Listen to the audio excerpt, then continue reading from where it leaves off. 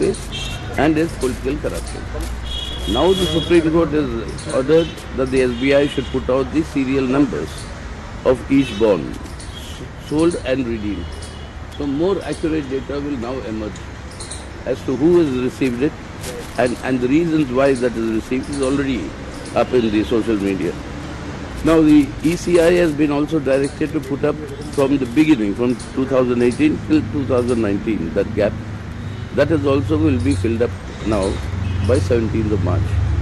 So the whole game of how this process of extortion and political corruption has been legalized by the Modi government, that will all be clearly known. The major part of the top donors are under the ED scheme.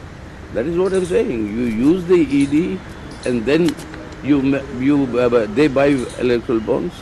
And then what happened to the ED investigation after that? How does the ED investigation suddenly stop once the electoral bonds are bought and they are donated? So it's clearly a game of extortion and it's actually protecting the corrupt. You're protecting the corrupt and legalizing political corruption. And this is exactly what has been happening. The country is being looted. This has been one of the worst scams by an elected government to have been undertaken in independent India. So can we just blame BJP? Trinamool Congress got mostly 2,000 crores. Congress got somewhere around 1,000. The law was brought by whom? The question is, who takes the primary responsibility? Law was brought by the BJP government. They are the ones who are primarily responsible for legalizing political corruption. All other parties who have taken, they must be inquired into. That is not my point. Basic point is politically. Who is responsible for this legalization of political corruption and loot of our country? And introducing this politics of extortion, which other parties may have also used.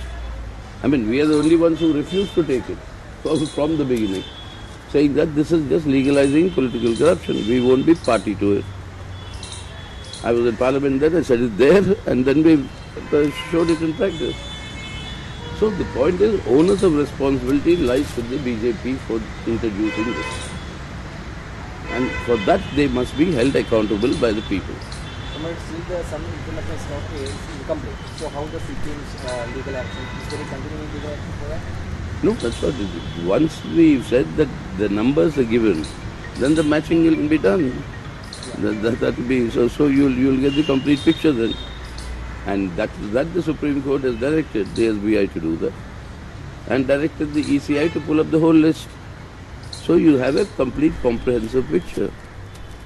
Yesterday's Election Commission has gone to the Supreme Court seeking an alteration in this judgment. No, they went to the Supreme Court asking for those sealed covers to be returned to them so that they can put up the full information on the website.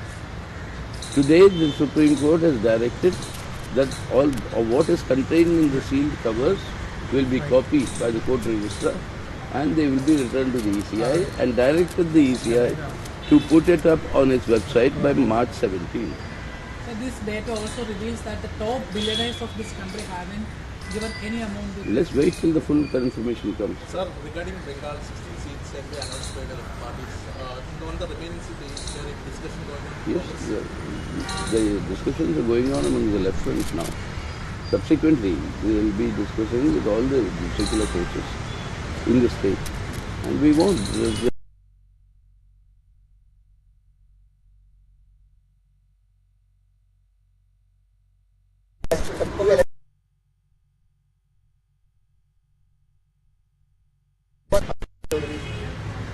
Some allegations are there.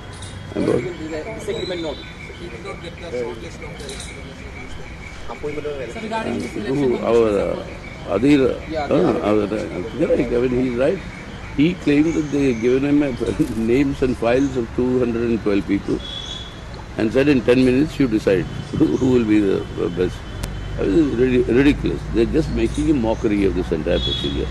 And when the Supreme Court was to settle, to hear the case, hear the matter today, the hurry with which they decide yesterday and do the appointments, and the Honorable President also gives the sanction, it all clearly shows there's something fishy about the whole thing. And Election Commission's independence, if it's compromised, then democracy itself is compromised.